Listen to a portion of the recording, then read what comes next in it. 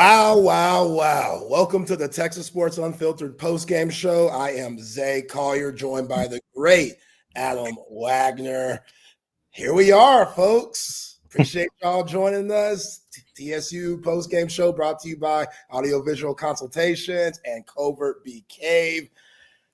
Man. Happy Thanksgiving, bro. Happy Thanksgiving. I'm in disbelief. I'm bedazzled. I'm shocked. I'm rattled. Like, I don't even know any other words to describe it, but the Texas Longhorns somehow, some way beat the Texas A&M Aggies 27-17 to end the season 9-3. They completely take out A&M and just ruin their chances to go to Atlanta. Never been to Atlanta to play for an SEC championship. And Wags, you know, this game's very bittersweet. Obviously, you feel great because beating the Aggies, that always feels good. But why did it take this long to have a complete game? Have a game where on both sides. I'll sum it up. I'll sum it up very quick. Choice.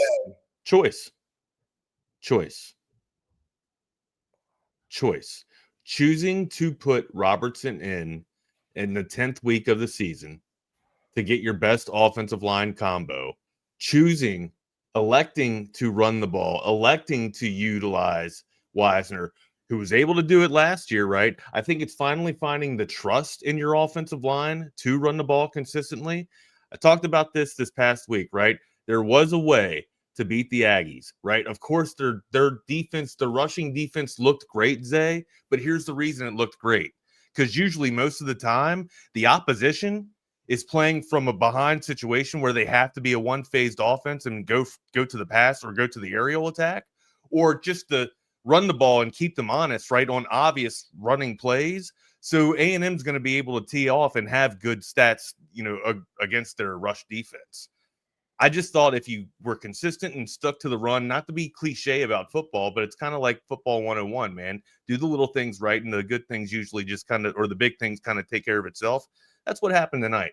Wisner going over the century mark for the first time. And look, he flirted with it against Oklahoma, right? So we knew it could happen. Okay? We knew it could happen. Established, it sounds like a broken record, man. Established the run, and look what could happen. But I think it's just choice, right? Electing to be able to do it.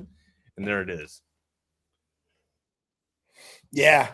I mean, it just seemed like everything came together. I mean, Arch Manning really struggled in the first half, and that run game that you mentioned, Wags, that was it. We've been waiting on it all year. The first time in Steve Sarkisian's whole career that he hasn't had a running back go for over 1,000 yards, and Contravian Wisner, it just hasn't been able to click. And you mentioned the Cole Hudson moving the left guard and Connor Robinson coming in at center. Like, yeah, it took way too long to figure that out. And Robertson's your most experienced lineman. He's got the most reps. I mean, not coming into the year. I mean, you would probably say DJ Campbell and Cole Hudson together. Out of the guys that they were flirting with the center, right, guard and guard, right? Like, right. And that's going to be the talking point all offseason. Like, what made them think that the Neto and Connor Stroh battle was smart? And then to say, screw both those guys, let's bring in the freshman Nick Brooks at left guard. And that's the reason why you lost the Florida game, which is going to keep you out of the college football playoff. I feel Steve Sarkisian going to bat for his team. I understand his point and saying, what's the point of scheduling these tough non-conference games if you're not going to get rewarded? And he's absolutely right. He's right, but you can't lose to a team that only's won 3 games this year. 100%. Sorry, that's where it is. That's what the committee, they're going to hang their hat on. And even though they should completely leapfrog Utah, even though I take them over, I'm drawing a blank right now, Vanderbilt, because they beat that head-on-head match. Head-to-head. Oklahoma's a head-to-head, right? Yeah, but Oklahoma still has 2 losses, and Oklahoma right. has they're a 2-loss squad. You can't, right. You're banking on Alabama losing that Jordan Hare tomorrow. You need that. Like, that is a must if you want any chance to stay alive here. You need Tennessee to beat Vanderbilt. That's a must. And SMU, you could have them lose too to California, because if an ACC team doesn't get an automatic bid, even if they win it, that'd be beneficial too. But yeah, at the end of the day, like a lot of the stars have to align, man. yeah, so much has to happen. Right. And, Contravian Wisner, that dude, he's just a big game player. Like, he's had the Aggies number last year, going 186. And then you come back this season when he struggled the whole year, 155, 19 yards, the 48-yarder right out the gate in the second half. I mean, just guys pulling, guys moving on this offensive line, just things we haven't seen against high-quality teams this year. And that's what's bittersweet. As beautiful as this win is in Texas, yeah, like, get drunk tonight, turn up. Like, you deserve it, for real. These next few days, you deserve it, because beating A&M is always a blessing. But also, we're always going to wonder, damn, this team with so much talent, they don't get an invite to the college football playoff. This is still a disappointing season. Even though you beat both of your big-time rivals in Oklahoma and A&M, that's what makes it disappointing, because both of those teams are going to be in the college football playoff. Right. And you're going to be sitting at home watching them. Let it burn, though. Let it burn. Let it fucking hurt. You like that? You like it hurting? I hate it. I wish we were dancing, right? I wish we were there. But let it, watch it. Don't turn your head away from it. Take it in. Let it, just remember it too. Be petty about that shit. You know how I am with the pettiness. Oh yeah, right? I'm petty too. Good pettiness, right? Like, let it eat at. Let that shit eat at you and motivate you in the off season. Yeah, absolutely. And hey, Marcel Reed seeing ghosts tonight. Like, we all knew the stats coming into this game. When it comes to the play action game, he's money. But if he has to just sit and drop back, he struggles. And it's easy to see ghosts when you got Simmons breathing down your neck, bro. Oh, Colin Simmons was everywhere. Him and Ethan Burke were money tonight. And look, this has to be said. I've been on Leonga Lafau hard this season. Rightfully so, though, dude. He has not played up to what he played up to last year. Yeah, solid game. Solid. Trey Moore, solid game. Ty Anthony Smith, second half when he was able to play, solid game. You're without Ant Hill, and you only allow 17 points when you've been struggling. This defense, right? Out the peak with allowing 30 points. How many years? 37 on Arkansas. But consistently though, like over 30, right? The past couple of weeks. Yeah. Teams just running it up, man.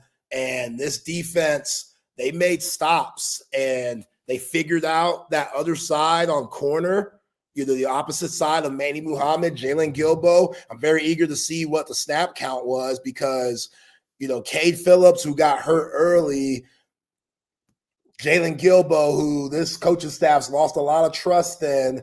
Where do you go from there?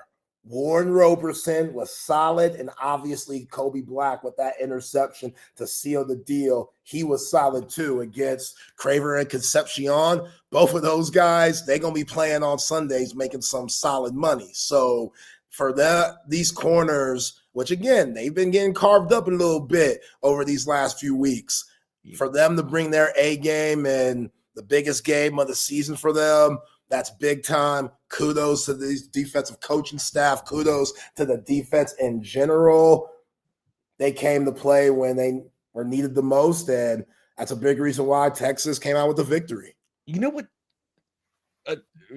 Very great point. Yeah, I agree with that shit. But you know what drives me nuts? You mentioned Gilbo, right? Yeah. I'm not trying to be negative, right? Because I want to build off your optimism there. But what drives me nuts about Gilbo is that he gets himself in position.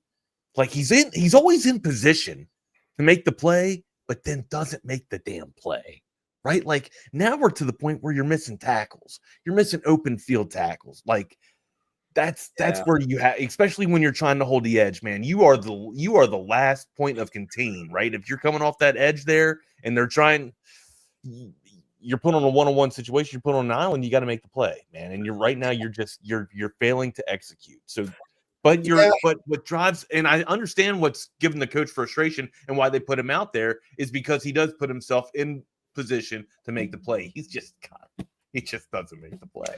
Yeah, it was a tough season for him. He had some decent moments, but for him going from the star spot to an outside corner, I don't think he was built for that. Yeah, it was a rougher transition than he expected. Like, not everybody's Jahdae Barron. You dig? Like, Jahdae Barron. That's a Sunday ball player, man. Right. Like, that's a Thorpe Award winner. Right. Like, he made that transition look easy. Jalen Gilbo, not so much. So much so that's why you're seeing Kobe Black and Warren Roberson and Cade Phillips starting to get mad reps. And obviously those were good decisions because those guys made plays that attributed to the victory. So, yeah, very impressed. Like, Arch Manning really struggled in the first half. And Steve Sarkisian's play calling was really questionable. I mean, and what are we doing? Like, to that point, like we're calling very predictable plays. Like 1st and 10, you're trying to throw 15-yard out routes, right? And of course they're going to be incomplete. So it's 2nd and predictable. 2nd and 10, it's predictable. It's probably going to be a run play, right? Sure, 2 yards. They give us 2 yards. Then you go right back to the pass play. I mean, and what I think Arch was like 9 for 23 in the first half. Very. Yeah, he was struggling. I mean, you only put up 3 points. Very sub, man. Yeah, and maybe again, it was a setup. It was a setup to like get Mike Elko and these guys thinking, okay, guys, y'all see this in the first half. We gonna flip that bitch in the second half. We gonna show y'all completely different looks, and we're gonna really get in our bag. So again, that's a good point. Like, he broke tendency, right? Like he definitely broke. I don't know if it was a setup, but Sark definitely broke tendency. Well, it was still, you were still seeing that, like eye candy motion stuff that a lot of pre-snap, absolutely, yeah. It's running the ball was starting to become a thing. Like, Contravian Wisner can carve these guys up a little bit. Our offensive line is actually winning. Nobody saw that coming. Nobody. I definitely didn't. How could I? With what I've seen for the first 11 games this year, last 11 games, how could you believe? And look, A&M, their defense is solid, really solid. Like, they are one of the top defenses in the nation. I know their schedule's weak, but there's a reason why they're 3rd-ranked team in the nation and they're undefeated. They could play. They got a lot of Sunday guys. So I had not much confidence in Contravian Wisner's offensive line being able to gut these guys, and they did. And then that allowed Arch Manning to get in the groove. Right. You know what I'm saying? Like, it's just, where was that all season long? That's what's frustrating. Like, I get CB5. He wants us to be positive and stuff like that. And what we're being positive, very positive, games like this. But like, CB5, can I ask you, CB5? Let me be absolutely real. CB512 here. Is this not a disappointing season for you? Did you not have expectations? Did we not all have expectations to at least be in the playoffs? Like, if we're a program that has turned the corner and we are in championship mode and that's the mindset, it's great to be optimistic about beating A&M. I understand that. This is probably our Super Bowl for the season, right? Like, it has to be. But it's the season is an ultimate disappointment for me because we didn't even get a chance to dance. I got moves. I can cut the linoleum up. Let me dance. Yeah, man. Like, appreciate the $5. Thank you very much, Elks. Yeah, appreciate you, Elks. That's love, baby. But yeah, that's where I'm at too, Wags. Like, it is a disappointing season. No ifs, ands, or buts. And games like this, where you see the promise, that's why it's so bittersweet. Because this team that we saw tonight can beat anybody in the nation. And that's Sark's point, right? Like, are you going to sit there and play the powder kegs or the powder puff teams, or Sisters of the Weekend and Scrupulous? You know what I mean? Like, why not schedule yourself a tough caliber team like Ohio State, the reigning champions, right? I don't think that, and that they're not being downgraded because of that. They're being downgraded because of the loss to Florida, right? Like, that's ultimately what's coming back to kill us, right? Like, they're not being downgraded because of losing to Ohio State. It's ultimately the loss to Florida that's going to come back and bite you in the ass. Like that's just what's real. You can't lose. You can lose to great teams, but you can't lose to dog shit teams like this. But to Sark's point, man, he's got an absolute counter with it, with the teams that he scheduled and with being able to play and saying like Texas is clearly one of the best 12 teams out there right now. Yeah, like you're the second worst team in the nation in penalties. Georgia State's got you. That's it. They're going to take that trophy this year. You're 135 out of 136. Yeah, they will. You wanted it. Texas, man, it was right there. You were right there grabbing it. The committee's going to say, this undisciplined team, hell no. No, we can't trust y'all. You know what I'm saying? And that's another great point at the end of the day, too. Like, if I would hate to be on the fucking committee. That's a tough job. It have to be the people that vote out Texas. All the heat that's coming down on their necks right now for that. Yeah. Now let's just keep it. You know how much Texas brings in $2.1 billion in revenue, bro. Or excuse me, I misspoke. Million. 2.1 million in revenue. Right? That's annual revenue, man. The next person under that, or the next school under that, is Bama with 1.1 million. Right? You don't think the committee wants that brand in the playoff? Yeah. You don't think this is the shit that talks, dude. Yeah. No, I mean, I can't stand the ACC. Hook 'em, Noe, hook 'em.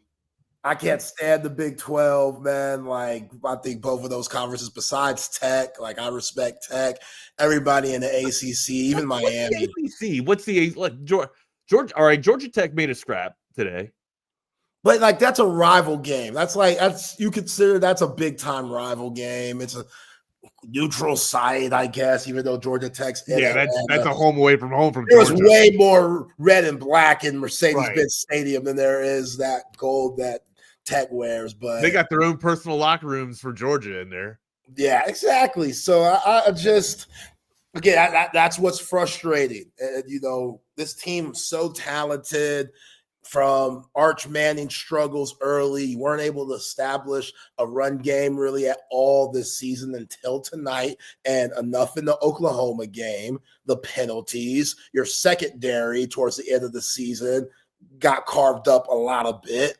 So just these different things that has led to a 9-3 season, which we're bitching from a yacht. A lot of teams would love a 9-3 season. Hell, Vanderbilt, Clark Lee just got an extension. But can I say something? The fact that we're bitching about 9-3 is a really good sign. Is it not? If you should not be satisfied with 9-3, right? That is not. This is what I'm talking about. Y'all ain't never won shit. You know what I'm saying? I don't like getting like this. What's the standard here? Let's enjoy the win. Okay, cool. We'll enjoy the win. Bet. How about y'all enjoy watching A&M compete for a national championship? That's gonna burn. That's gonna burn. Fans, that's gonna burn like a motherfucker, ain't it? Watch Oklahoma. Oklahoma play for a national championship. Is that gonna be fun? How about watching Texas Tech that blew the bag this year? Play for a national championship. And you're talking about me being a downer? No, that's down shit right there. Three teams that look at you and are salty and petty and just can't stand you for all the success that you have. And it's not just that. It's not like we don't have the resources to go out and get what we need, too. That's what I'm saying, man. Hell yeah. I ain't trying to be no downer, but it's reality. Tech's dancing, Oklahoma's dancing, A&M's dancing. Texas is not. So, yeah, win's cool. Like Arch Manning played his ass off. I loved Arch Manning tonight. Even though he struggled, that run that he had, his grit, making big throws, he was still getting hit. It wasn't like this offensive line was still great. He was still taking shots. But the way that pass he threw to Jack Indries, where he moved around in the pocket and had Jack Indries on the crosser on the left side, and he was able to put the touch on it, that's Sunday shit right there, boy. And I think that's the frustration, right? Like it had to culminate and come out now.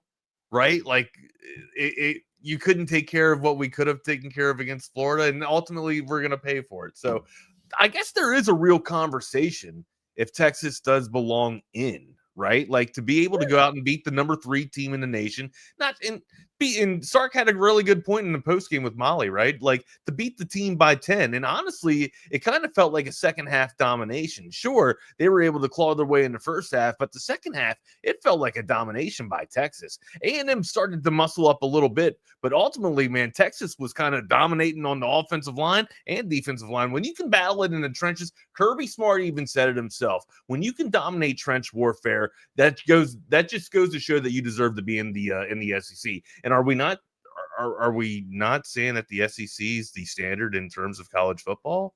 Oh, like 100%. if you're reigning at the top, and if you're knocking people off the top of the SEC, don't you deserve to kind of be in at least somewhat of a fight, or at least get a ticket to the dance? Arkansas is the best 2-loss team I've ever seen in my life. The best 2-win? 2-win, excuse me. 2-win. 2-win team I've ever seen in my life. What are we talking about? They got one hell of an offense. Yeah, like those dudes. You see Michael Taft get ran over last week by their running back, Washington? Are you kidding me? You wouldn't want that guy on your team? Like, they brought in their backup, KJ Jackson, and he was slaying up Texas secondary.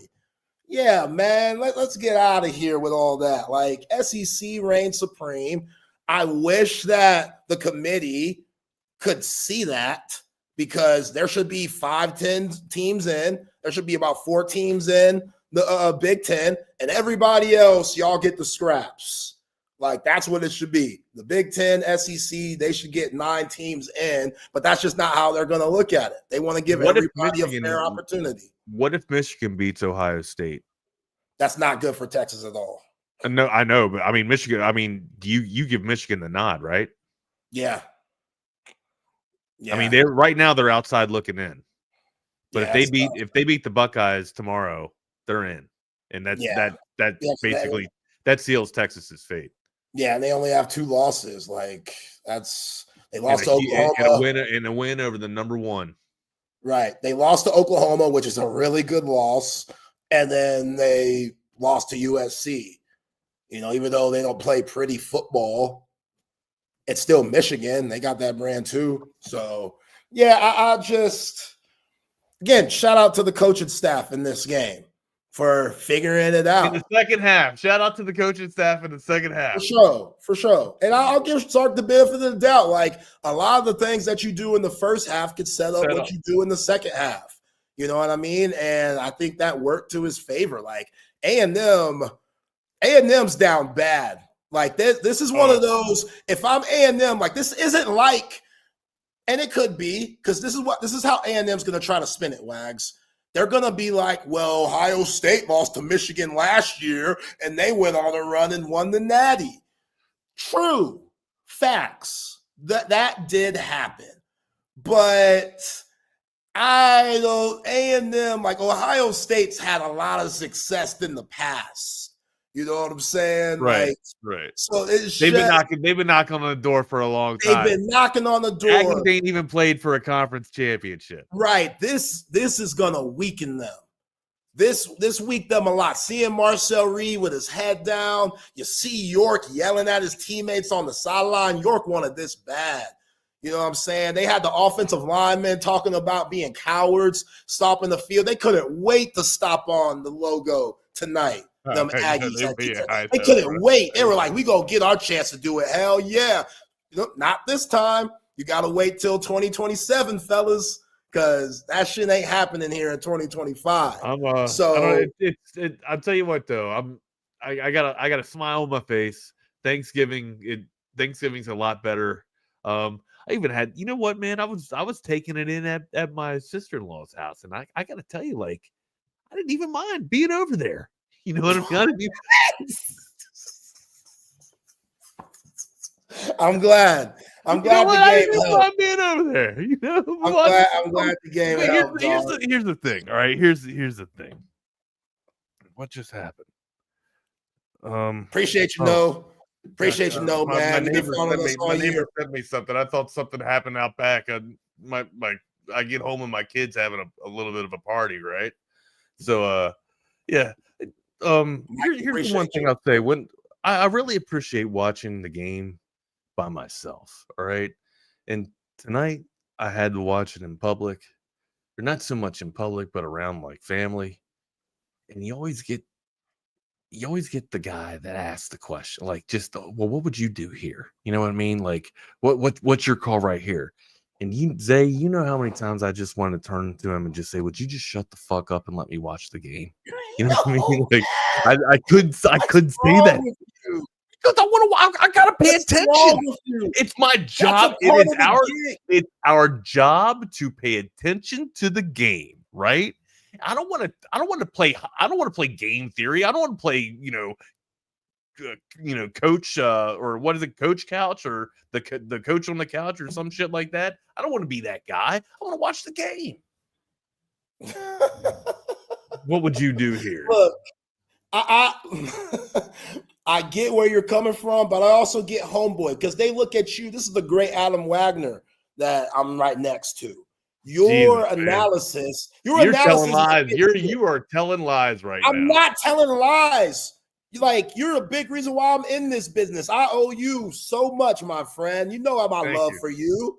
You're my dude, man. Every time we get to chop it up, it's special. Reciprocated, man. Reciprocated. So I understand. I understand. My man was around greatness. So I'm gonna be picking your brain, dog. I'll be picking your brain. But it just wasn't one of those nights for you. You're locked in. You're focused. No, it wasn't. I get both sides. You know why? I wasn't walking in the clouds. You know what I'm talking. I wasn't listening to Mr. Blue Sky. I wasn't listening to anything. And didn't have nothing that That's tough. That's tough. Yeah, the Blue Sky probably would have helped a little bit, but we gotta make with what we got. And hey, my bad. On the Coda text line, y'all hit that up 512-222-9328. I'm checking it out right now. Y'all trying to get after me, talking about y'all ain't being heard on there. I see y'all.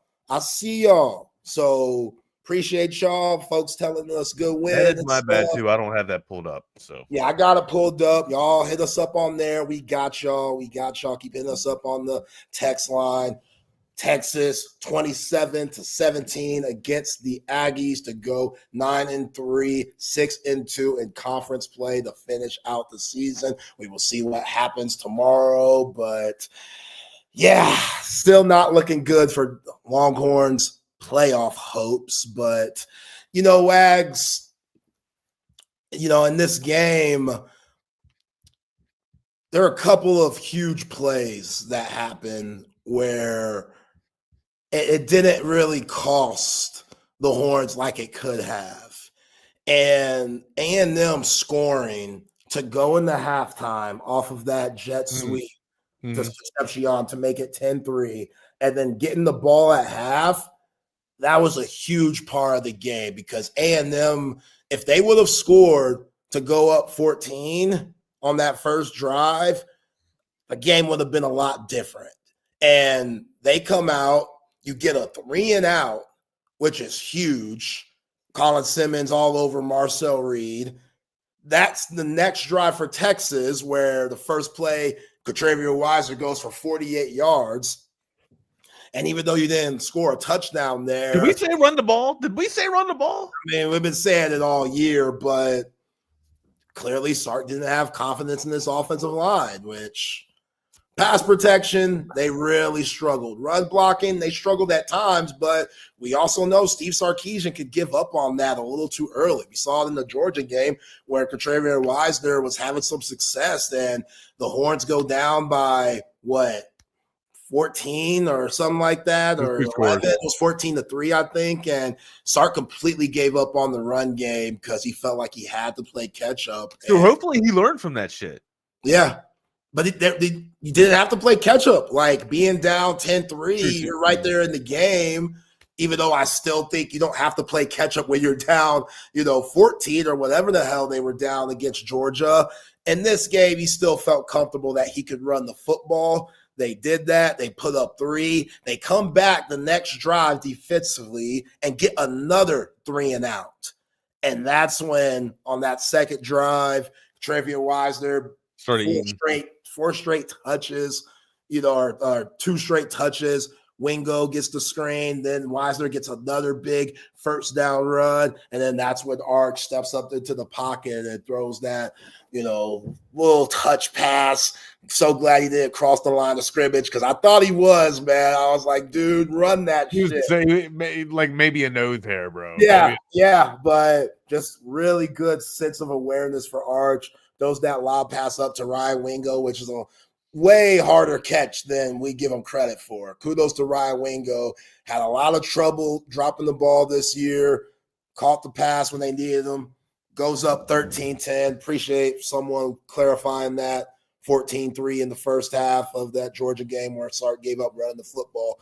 But, yeah, man, like the second half momentum and just the offense and the confidence that they had, like just 3 straight drives. They're putting up points. You put up 3, and then you put up 6, and on that third drive, Jack Injuries, that's where he makes that big-time play for 54 yards. Finally, he gets involved. We talk about Travian Wisner. Jack Injuries, he had his best game of the season. 4 catches, 93 yards, big-time game from him. If you're A&M, how in the hell do you even think that Injuries is like they're running when Injuries is in there, right? Like when Injuries is into a tight set, how do you even think that they're going to absolutely run, right behind him? He ain't blocking. He ain't chipping nobody. This dude's not there to make contact. He's there to catch the ball, and he does it well.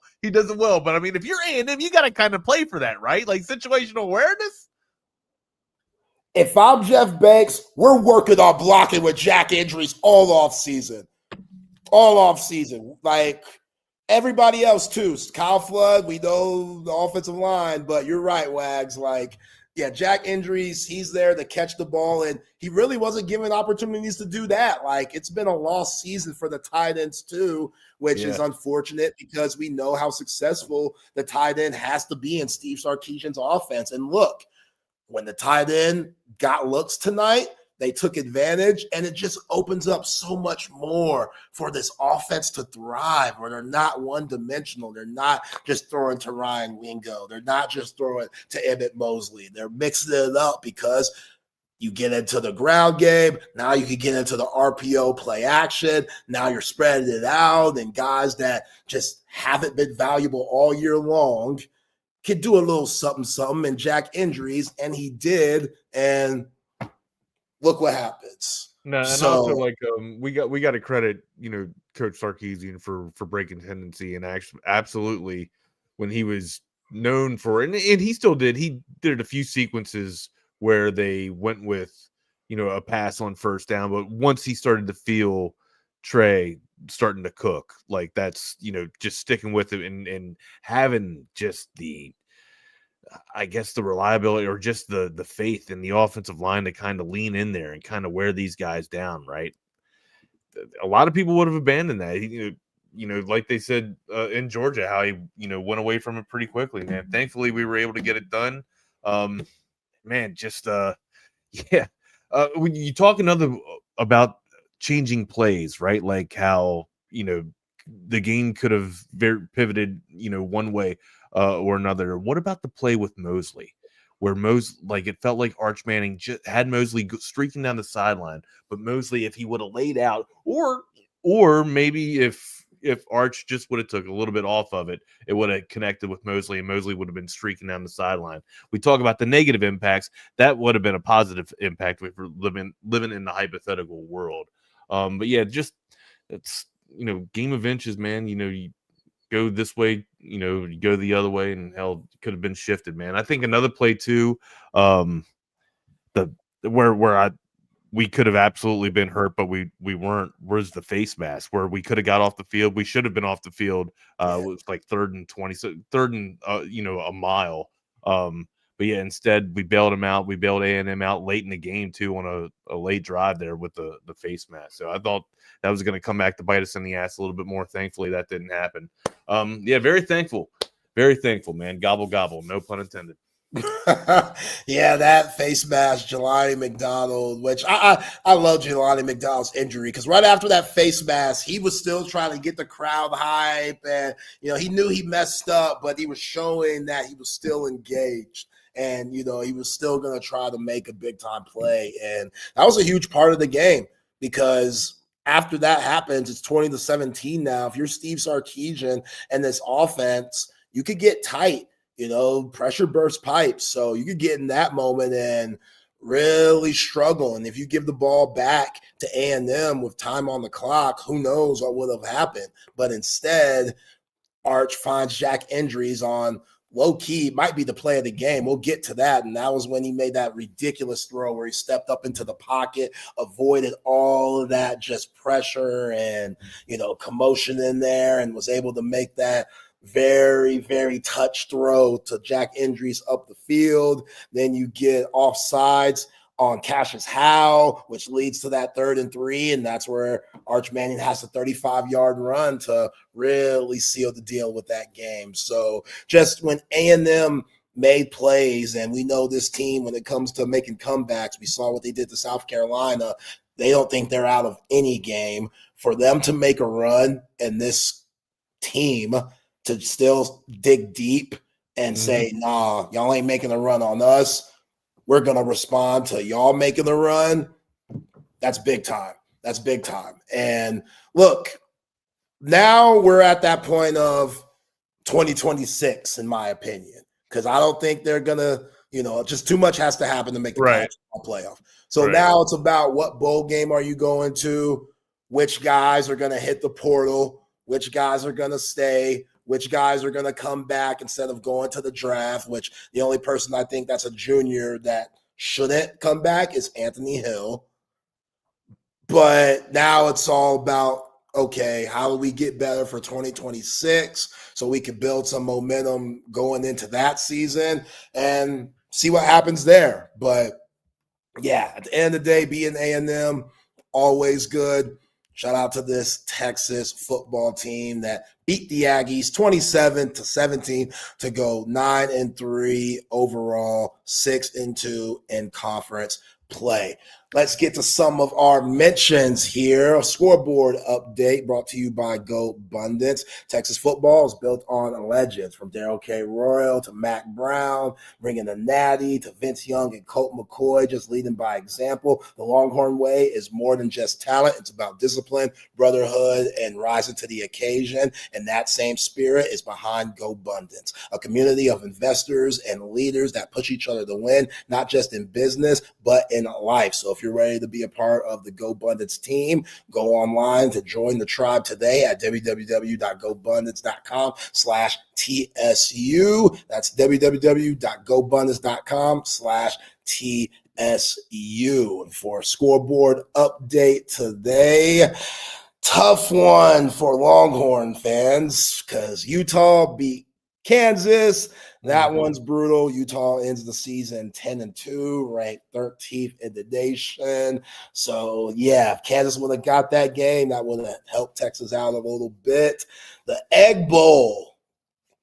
Ole Miss gets it done with all the Lane Kiffin stuff. He's been trolling everybody this entire time. Yeah, Lane Kiffin, he's out of control, man. This dude, he's having fun. But Ole Miss, why would you leave when you just got Ole Miss their first 11-win season in program history, right? And then also you have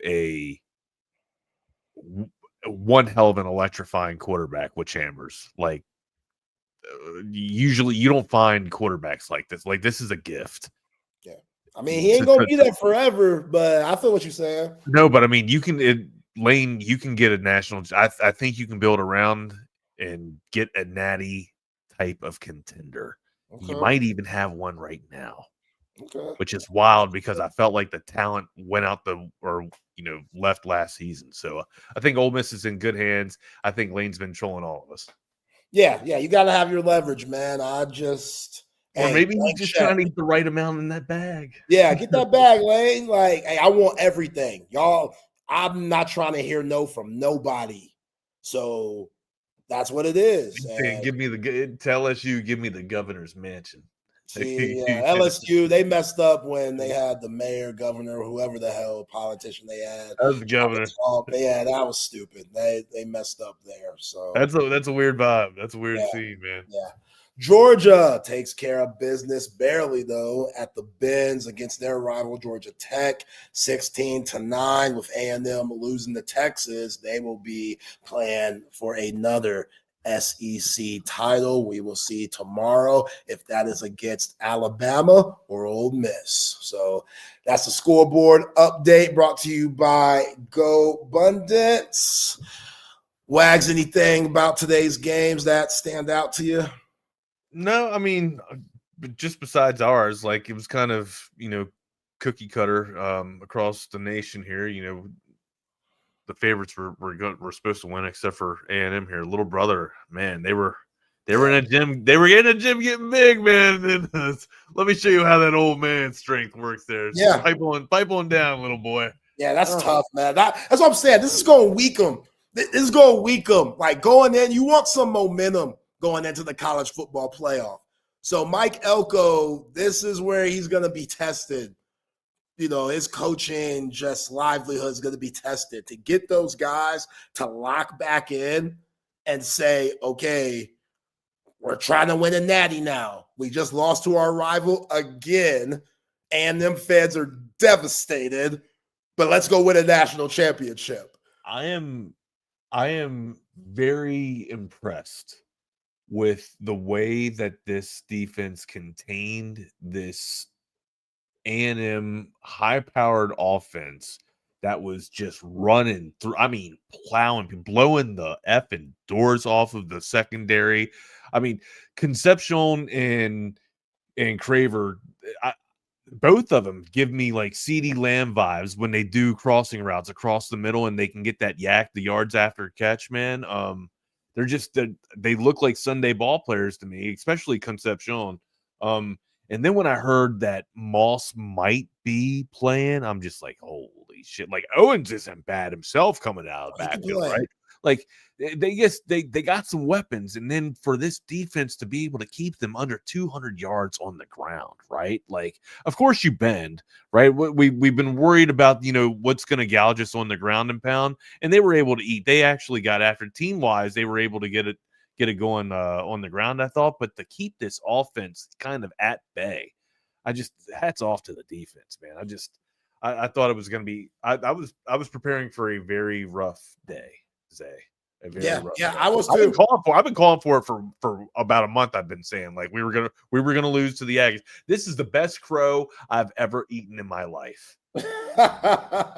No, I'm right there with you, man. I didn't see it coming either. Like 17 points, I thought A&M was going to be able to put up 30 on them, and it's kind of just goes to show like who has A&M played. Like that's if you're Mike Elko, if you're an Aggie fan, like. Homegirl is here. We see you. We appreciate everybody. A&M fans, Georgia fans. If you're just coming in straight to hate, we appreciate everybody. I'll talk about losing to Georgia. We've done it twice. We can't get over it. Yeah, for real. But I don't shy away from it. These colors don't run. Yeah, but go look at like you're holding on to that Notre Dame game, which I feel you. But also, we all know that Notre Dame that you saw in early September ain't nowhere close to that Notre Dame team that you're going to see in December. So what wins do you really have, A&M, for you to feel confident that you could win a national championship this year? Because, look, I don't think they could really beat Ole Miss. I think they'd be in the dogfight against Oklahoma. I think Georgia would beat them. I think Indiana would beat them. I think Ohio State would beat them. Now, again, it's just Notre Dame. It's honestly, it's just Notre Dame, right? Like Missouri's 22 right now. They didn't play any besides. They didn't play any top 10 teams besides Notre Dame. No, and the Longhorns, I think, went 3-2. I think against top 10 teams with this win over A&M. Longhorns are 3-2 with top 10 teams. Right. So, yeah, if I'm down bad right now if I'm an Aggie fan because you lose to Texas and the way that you lost tonight, now all these teams have the blueprint. I'm sure these coaches are going to be calling Sark, be like, "Yo, what'd y'all do?" They chose to run the ball. I've been saying this, Zay. I kind of talked a little bit about this on Chaos Theory this week, right? The Aggies defense, their run defense looked great, right? On paper, it looks great. Do you know why? It's because the opposition, I talked a little bit about this at the beginning of postgame, right? It's because the opposition doesn't get a chance to absolutely dedicate themselves to running the ball against the Aggies. They're usually playing from behind, right? They usually got to go into a one-phase offensive passing attack, right?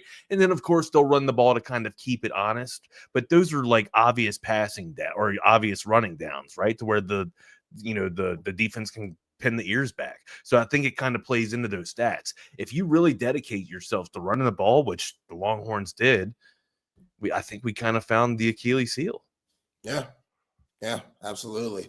All right, let's get to the offensive player of the game, brought to you by Clean Cause. Our friends at Clean Cause, they've been on the mission to energize lives with a purpose, crafting the refreshing, better-for-you sparkling yerba mate that can deliver a clean caffeine boost without the crash, because the crash, that's the worst part. You think you're going on with your day, you hit an energy drink, you feel good, and all of a sudden you're passed out and it's only 3 o'clock. Clean Cause, hey, it's nothing like that. It makes you feel good about yourself. And plus, it's just a bigger meaning. The impact is bigger. And what I mean by that, 50% of the profits fund addiction recovery and housing scholarships. So every sip builds a greater purpose. They've donated over $3.8 million, and they just keep on going. And plus, it's absolutely delicious. From the strawberry lemonade, zero calories and zero sugar, to the rest of the flavors that they have. You can find any type of Clean Cause at your local grocery store or convenience stores around town, or online at cleancause.com. All right, Wags, the Clean Cause offensive player of the game. Who you got for this one? Gotta go. I mean, I think it's low-hanging fruit, but for me, I mean, I know everybody wants to give the praise to Arch, but it's got to be Wisner for me, man. Getting over the century mark for the first time, I got to give Trey my props. Or his props. Not my props, his props. No, I feel you. You have my props. Yo, Mike Elko, he gonna be seeing Travian Wisner in his dreams. Like that's some stuff that like 20 years from now, he gonna wake up in a cold sweat. 2 years in a row. Yo, he gonna wake up in a cold sweat. Career high game, right? Did I hear that? Because I was driving back on the way for the last bit of it. Career high for Trey Wisner? No, last year was when he went 186. Tonight he just went for $155. But either way, just a buck. Just a buck. Only on 19 carries. Something slight. But shit, man. Mike Elko's praying that Travian Wisner enters the draft. He is praying that he does, which I don't think he will. I think he's going to come back, because this team, if they keep building off this momentum, they could be special next year. And this year, we got it all wrong. I'll set it up. Because I kind of know the format here. I'll give best player to Wisner. Okay. I'll give best offensive player to Trey Wisner. Okay. For me, I'm gonna go with Jack Indries, man. Okay. Finally. This is what I've been waiting on. Get into it. Get it. Tipping out the tea here. This is what I've been waiting on, man. All I heard all off season, this guy, he's the next Gunnar Helm. And I was like, why? Because he's Caucasian and he plays tight end? We all look alike. Like, what the hell are we talking about? Like, I'm black as shit. Doesn't mean I'm Morris Chestnut. This don't mean nothing. You know what I mean? Like, come on. I've been waiting for this. Jack Indries, finally, welcome to the show, my friend. 4 catches, 93 yards, 54 yards. He's shoving folks. He's stiff-arming guys. Like, we've been waiting on this, because him being a part of the offense just makes them that much more explosive. And they've been so one-dimensional so much this year. That's what's been just so frustrating, because we know they have talent. They just haven't been able to put it together. And we know the offensive line, that's been the Achilles heel all season long. And they've been trying to just plug in holes for all those leaks that the offensive line provides. But at the end of the day, we haven't seen it enough. We saw it tonight for the first time. Everything was clicking for this offense, even when their quarterback struggled. And that's what you feel good about, moving forward, that when Arch Manning struggled, this team lost games. You know what I mean? When this offensive line completely struggled, this team lost games. That's where I'm at. It's line. Like Arch is going to get the brunt of it, right? Because he's QB1. But we all know, like, it starts up front, right? Yeah, for sure. So he was taking shots tonight, but his ability to still step up and make throws and not be scared and finally hit injuries, and injuries make plays after the catch, that's big. I don't think A&M expected that, which why would they? Texas hasn't shown it all year. Right. Like, why would I waste my time going over that in the scouting report when I could go over other things that they're actually doing? So people are going to get after Mike Elko for that. But when you go in to crack down the tight end film and it's like 5 minutes only because there isn't tight end film all season long. Yes, this is the only game they did all season long. Then, I get it. I get why he wasn't on the scouting report, which I'm BSing here. He definitely was on the scouting report, but there wasn't much to see. So kudos to Jack Endries, man. Come back next year and see what he could really do. You know what I mean? Let's see what he could really do. So. Hey, it is the best effing crow I've eaten in my life. All right, it tastes great. I'm gonna eat. I'm still feasting on it. As a matter of fact, I put the turkey back in the fridge and I pulled the baster out and put it on this damn crow here, man. I'm eating it. Eating it down. Eat that crow, Wax. Now it's time for the defensive player of the game, brought to you by Kenfield Golf Cars. If you're in the market for new or pre-owned golf carts, we got great news for you. Our friends at Kenfield Golf Cars, right around the corner, they are the best. Founded in 1979, they have an unparalleled selection of different golf carts available, new or used. So if you already have an existing golf cart that you just need an upgrade, different gadgets, just got to get a little work done, they can fix that for you. Or if you want to start from scratch and get a brand spanking new golf cart, they can do that for you too. No job is too big. No job is too small for Kenfield. That's what makes them the best. So go check out their website at kenfieldgolfcars.com or give them a call at 512-258-8515 and tell them that Texas Sports Unfiltered sent you. Wags, the defensive player of the game, brought to you by Kenfield Golf Cars. Who you got, man? I think a lot of people, I just want to give honorable mentions and shout outs to Colin Simmons. I know, like, he hustled his ass off, pushing Reed off the spot and pushing Reed back to Burke, and then Burke being able to just wreak havoc. Those two on a combo, they were fantastic. I think you and I are probably going to both go with this guy. Just in absence of Ant-Man, somebody needed to step up mightily, and it was LaFau. Like, him being able to platoon that entire middle of the field tonight, just stepped up big. And in a season where, how do I put this gracefully? In a season where he hasn't really lived up to the shoes or filled the shoes that he had last season, right? Like, he hasn't really performed the way that he performed last season, in my opinion. Kind of been a little bit of downplay. I thought he came out tonight and played like just absolute fire under his ass. It seemed like no matter where I looked for the Aggie ball carrier, LaFau was there or arriving to the scene to where it wasn't taking away the cutback lane. So again, just that playing like a linebacker is supposed to play. I got to tip my hat to LaFau. Yeah, hell yeah. I love it. Like, you're right. Anthony Hill being out, I was a little scared, man. I was terrified. Like, I was just like, there's no way we're winning. Are you kidding me? Right. Yeah, because Leonga LaFau, I'm sure he'd tell you this isn't the junior year that he thought he was going to have. I expect him to have a way better senior year, bounce back season, because he was a lot better his sophomore year than he was his junior year. And again, he was good tonight. He was good when they needed him to be.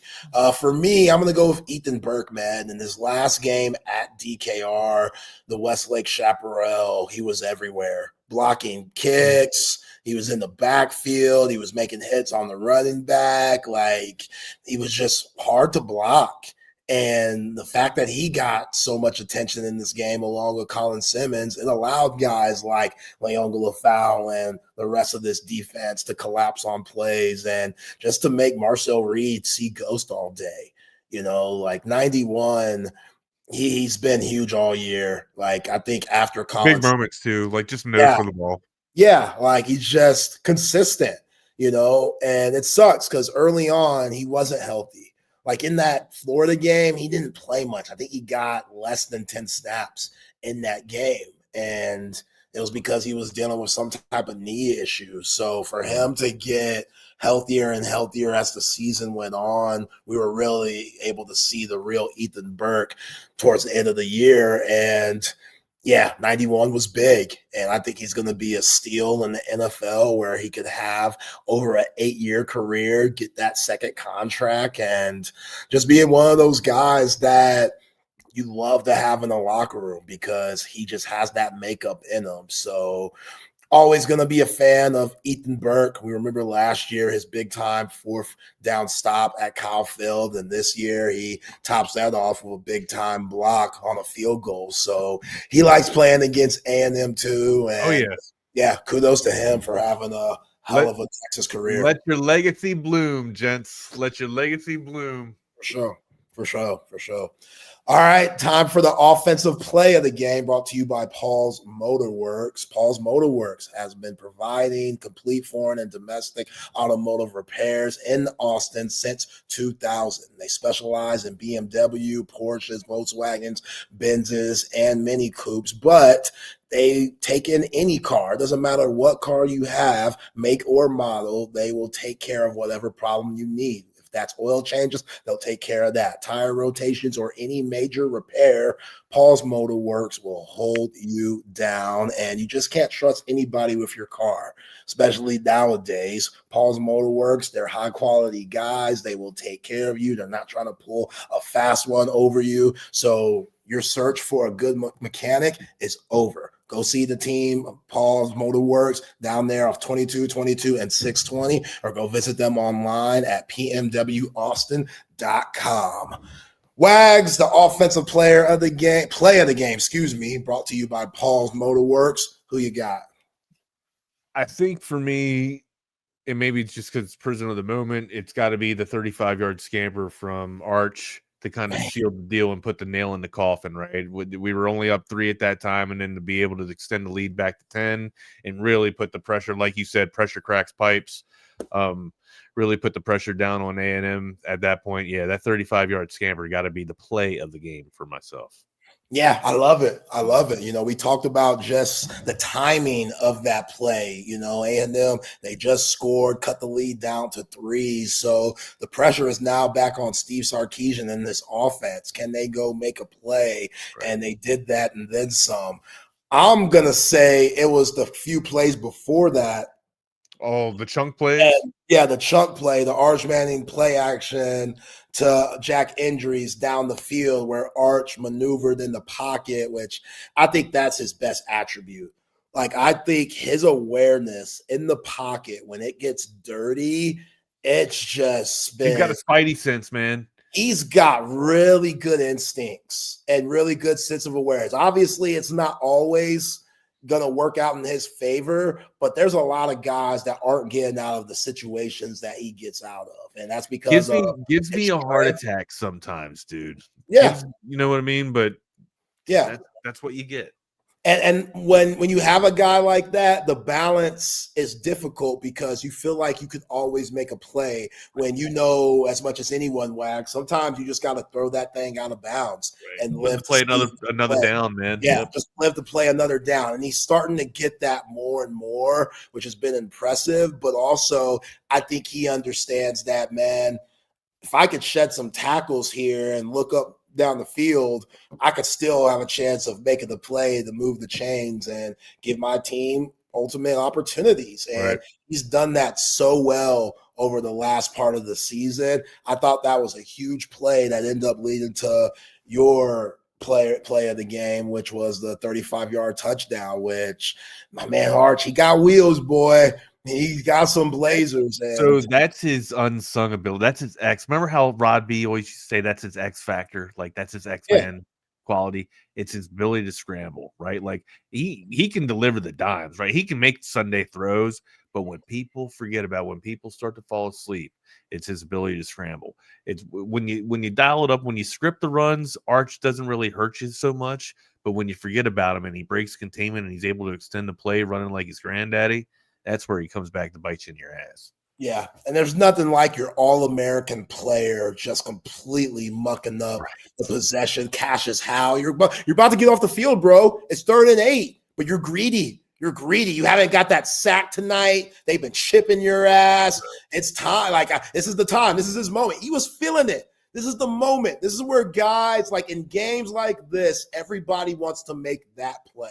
So they're remembered for life. I get it. Like, that sounds beautiful. I'm sure Cassius Howe already probably won't have to pay for much whenever he goes back to College Station, but he wouldn't have to pay for nothing at all if he would have made a big-time sack on that play. A&M gets the ball, goes down, scores, end up winning that game. But he got ahead of himself. Yeah. Jumped off sides. Now that 3rd and 8 turns into a 3rd and 3. Arch takes it to the house. Cassius Howe's going to be kicking himself in the butt for the he was. You saw him on the sideline, right? Like he was devastated. That's brutal. And look, hey, A&M fans, it happened to Texas too. Like when against Georgia, Colin Simmons on that 4th and 5 where he jumped off sides. Oh, yeah. Allowed that possession for Georgia to keep going where they ended up scoring. Like, you got to be disciplined in those times, and worked out in Texas's favor. So, yeah, it's brutal. I don't know how A&M comes back from this. I really don't. Like, if A&M could win a national championship, Mike Elko is one of the greatest coaches of all time by far. But I don't know how they're going to pick their face up off the ground wags and get over this loss and say, let's go play for a natty. We just got completely exposed. We haven't played no damn body. Let's go try to beat Ohio State, Indiana, Notre Dame again, possibly, which the committee would love that. The committee would love to get them against Notre Dame again for a rematch. But I would love to see the Aggies play Indiana. Yeah. I would love to see those two offenses just fire off of one another. Yeah, that'd be good. Let's get to the defensive play of the game, brought to you by Moonshine Patio Bar and Grill. Moonshine Patio Bar and Grill is a place that takes you back to a simpler time. Comfortable, easygoing, relaxed, familiar. Moonshine greets guests like family. It's absolutely delicious. Very innovative take on classic American comfort food. Moonshine even satisfies the greatest, biggest city taste. They have fantastic dinner. They have fantastic weekend brunch. 20 years and counting. Moonshine's been doing their thing, and they got 2 amazing locations, one definitely near you, downtown and Avery Ranch. Visit both, and Moonshine, again, it's just delicious. They got, shrimp and grits. They got, chicken and waffles. It's just chicken and waffle, yeah, man. Oh, chicken and waffles on point. So if you want to go check any of that out, go to moonshinegrill.com and get some information or make a reservation. Wags, your defensive play of the game, brought to you by Moonshine Patio Bar and Grill. I mean, again, low-hanging fruit, right? Kind of, the nail in the coffin for the defense, too, was Mookie's interception, right? Mookie's pick.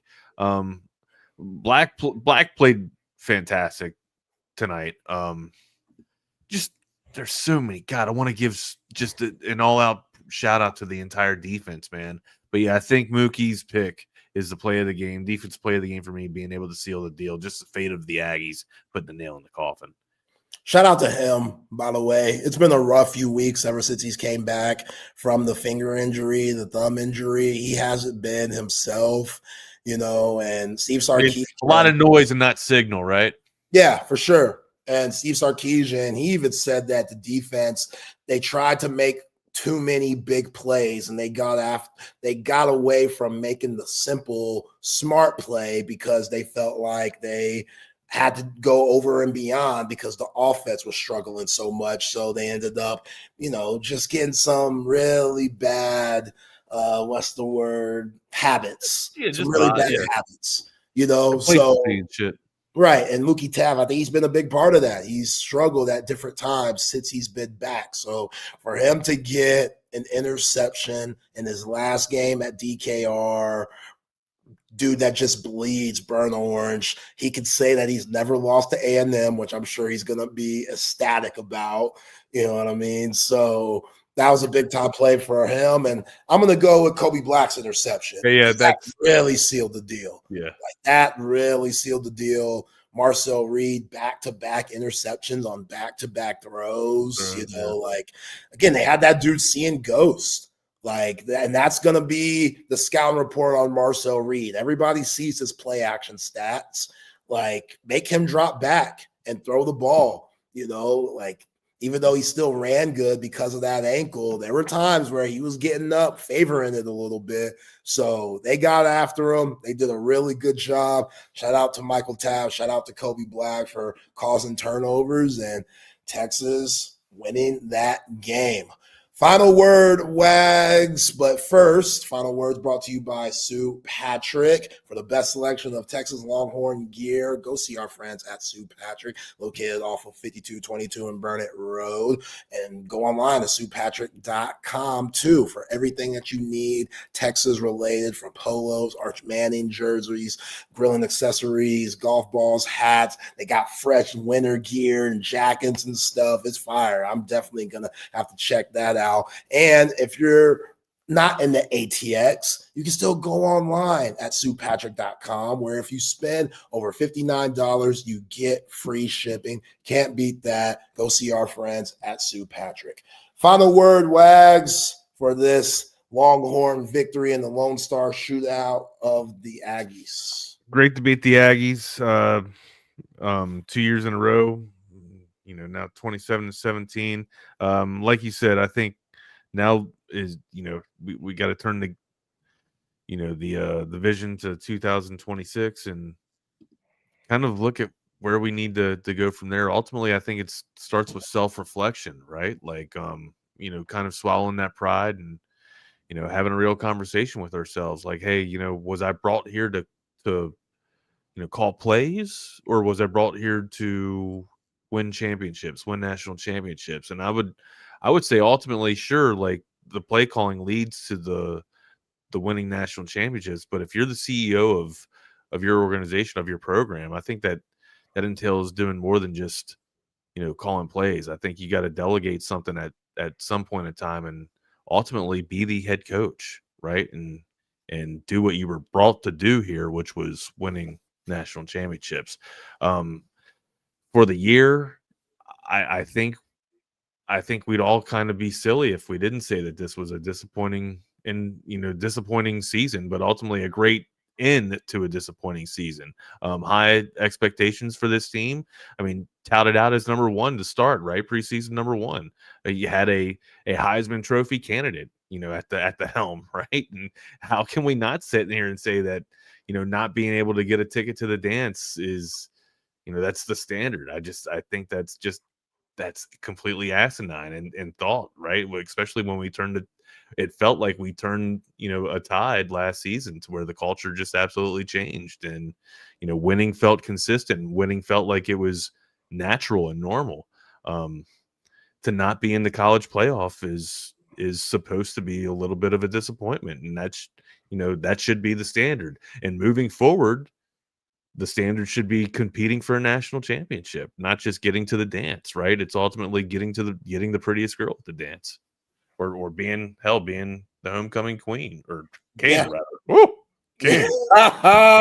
Yeah, well said. I mean, you're right. This is one of those off seasons where you got to really reflect. I don't know if it means Steve Sarkisian giving up play calling duties and bringing in someone to do that, but clearly he was, you could say, occupied enough to where they missed. He's 10 points under his career, right? He's 10 points under his career average. Right. Yeah. Didn't have an 1,000-yard rusher. Right. The offensive line was atrocious at times. They did not play to the standard that they should have. So that's the biggest thing for me in the offseason. You got to go to the portal. Like, this is the first time they've ever had to do that for the offensive line, and it is what it is. You did not evaluate the guys that you brought back for the 2025 season. Neto Umeozulu was battling for left guard. He didn't play at all really this year. Connor Stroh at one point was battling for left guard. They didn't play him at all for the last 4 or 5 games. The Nick Brooks thing, we'll see what happens there. Like, he wasn't supposed to be a guard to begin with. He came in to play tackle. So there's still a lot of optimism for him at tackle, but who knows? Who knows if the kid has confidence. You got to go in the portal. Yeah. Either way, you got to go to the portal for the offensive line. I feel great about Arch Manning in 2026. The pressure and all the hype is going to be there like it was in 2025, but he is the best story. Some of the best stories is when you fall from that hype and then everybody forgets about you and you come back that next year and you just shut everybody the hell up. Yeah. That's that. Yeah, and he's going to be way more comfortable coming into next season. Very eager to see who leaves and who stays. Yeah. And, guys got to be hungry. Like, Mookie Taff, he won't be here. Ethan Burke won't be here. You're going to lose Ant Hill most likely. So, beating Oklahoma, beating A&M, beating Arkansas, that's a big deal. But at the end of the day, 9-3, that just ain't it. And you're going to be penalized for it by most likely not making the college football playoff. I feel you, Jake. I like Jake being optimistic here, saying needed Auburn, Pitt, Tennessee, and Ohio State. Hey, I have hit 7-leg parlays before, Zay. No, I have hit 7-leg parlays before. We'll see. Tomorrow will be very interesting, but yeah, man, this season it's been fun though. It's still been fun. What we do, a roller coaster. Yeah, even though it's been a roller coaster, being able to just talk ball and have a platform to do so and just have great viewers and listeners and great fan base that have supported us here at Texas Sports Unfiltered. We're here in year 3. We're getting bigger and better, and more people are noticing us. So, shout out to our guy, BK, for holding it down and allowing us to do what we do. We have a terrific team here, and we don't just talk football, even though football never stops here on Texas Sports Unfiltered. We're in basketball season right now, baseball, softball season right around the corner. So y'all stay locked in with us. And again, we will continue to talk football. That never stops here. So like, subscribe, Facebook, YouTube, Twitch, X, get the app if you haven't got it already. We appreciate everybody for rocking with us tonight. Texas beats Texas A&M 27-17 to go 9-3 overall this year, 6-2 in conference play. Texas Sports Unfiltered postgame show brought to you by Audiovisual Consultations and Covert Bee Cave. He is Adam Wagner. I am Zay Collier. Y'all be cool.